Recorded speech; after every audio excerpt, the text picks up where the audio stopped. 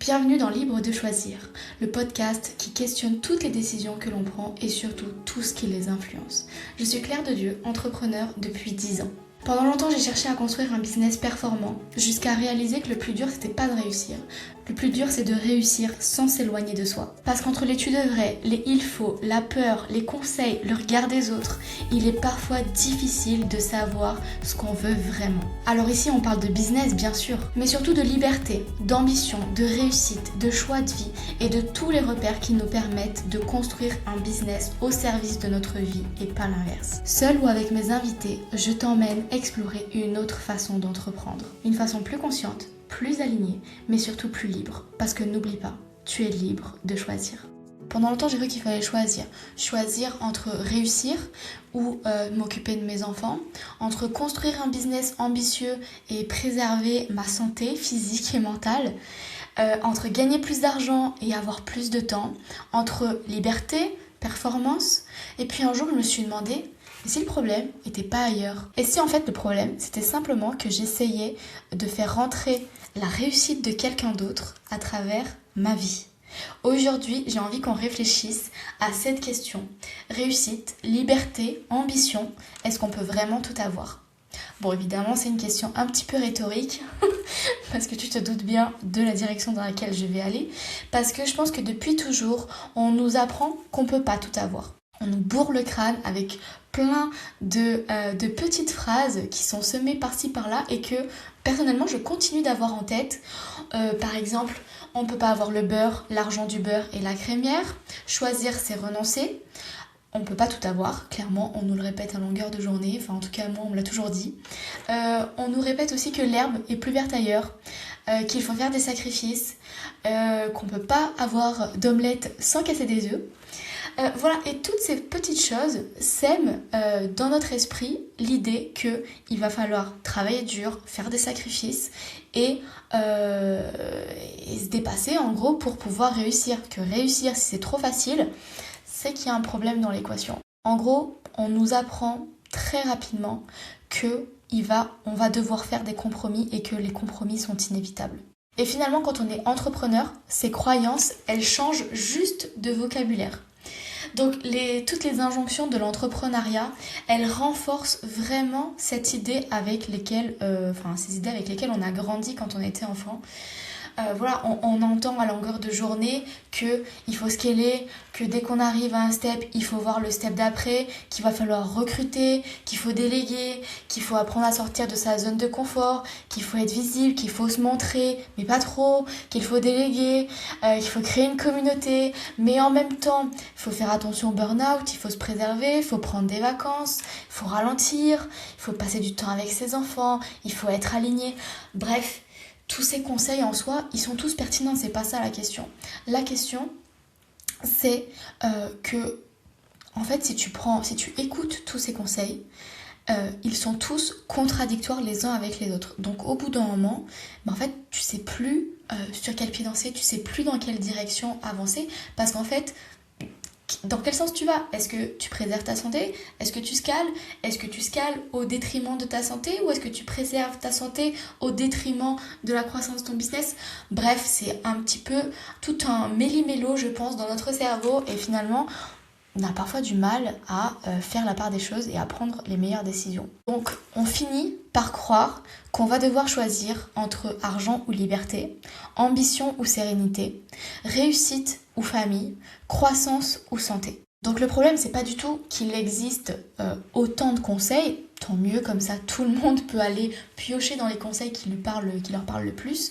Le problème, c'est qu'on cherche parfois à tous les appliquer sans avoir défini au préalable ce qui compte vraiment pour nous et ce qui est important dans notre vie, dans notre réalité, avec nos ressources spécifiques. Et puis il y a aussi un piège dans lequel on peut tomber facilement, c'est le piège du quand.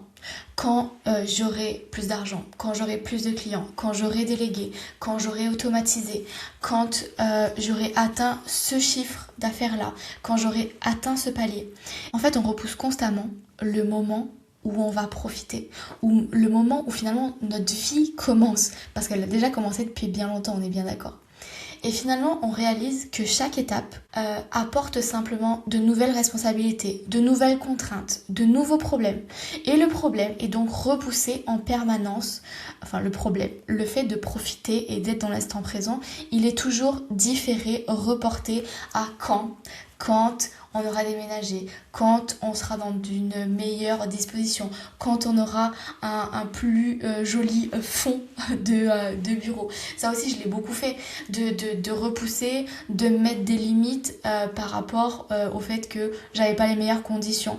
Mais selon qui et selon quoi, en fait.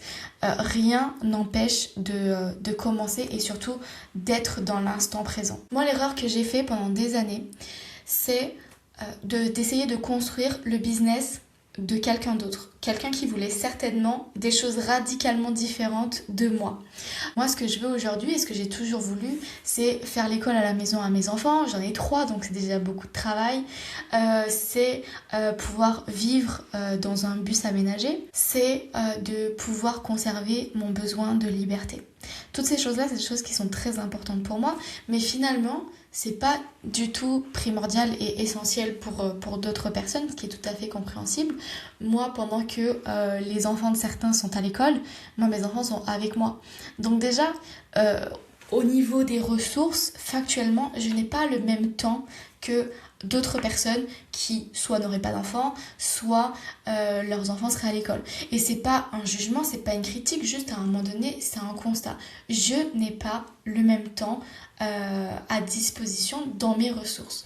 Donc à partir de là, comment est-ce que j'ai fait pendant des années de faire abstraction de tout ça et simplement d'essayer d'appliquer des conseils de personnes qui n'ont pas la même réalité, la même vie que moi et qui ne tendent pas vers ça.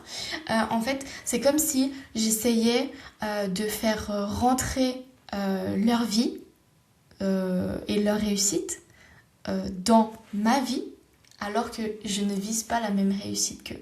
Et vraiment, m'épuiser à faire tout ça, ça m'a conduit, alors pas uniquement à cause de ça, mais en partie, ça m'a mené à 2 burn-out. Alors que pourtant, je tends à travers mon mode de vie vers une vie plus slow, plus calme finalement et plus respectueuse et écologique de mon temps et de mon énergie. Et malgré ça, j'ai quand même fait 2 burn-out. Donc je pense que c'est pas... c'est vraiment un fléau aujourd'hui, l'épuisement des entrepreneurs. Parce que on court après quelque chose de complètement illusoire et surtout on essaye de reproduire des modèles qui ne sont pas faits pour nous et qui ne sont pas adaptés à nos ressources, qu'elles soient temporelles, financières, de compétences, peu importe les ressources.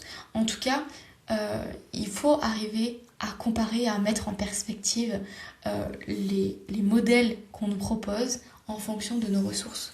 Parce que finalement, pendant mes premières années, je me suis demandé, en fait, en les admirant quelque part, ces personnes qui avaient, selon moi, réussi leur vie, réussi leur business, comment avoir ce qu'ils ont. Mais en fait, aujourd'hui, avec le recul, je me demande si réellement j'ai envie de vivre la vie qu'ils mènent.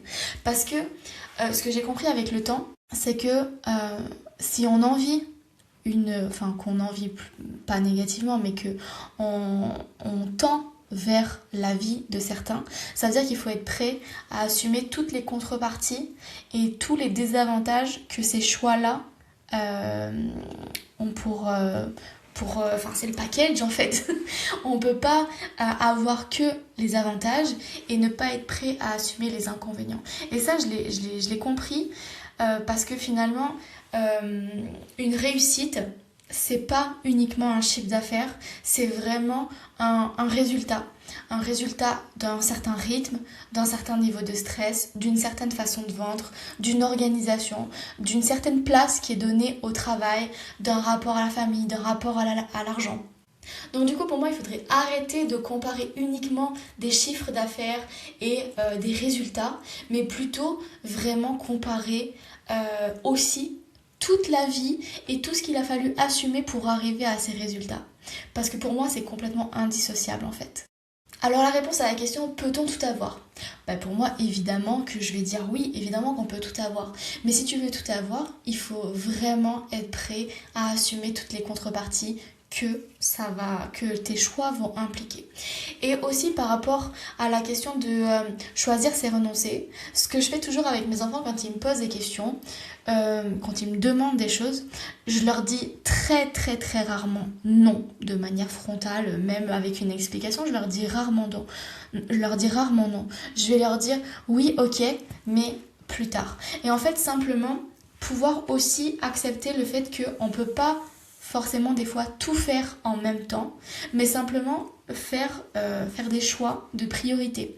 Ok, toutes ces choses-là, j'ai envie de les faire, mais je vais d'abord me concentrer sur cette première chose pour la faire en sorte que ça fonctionne.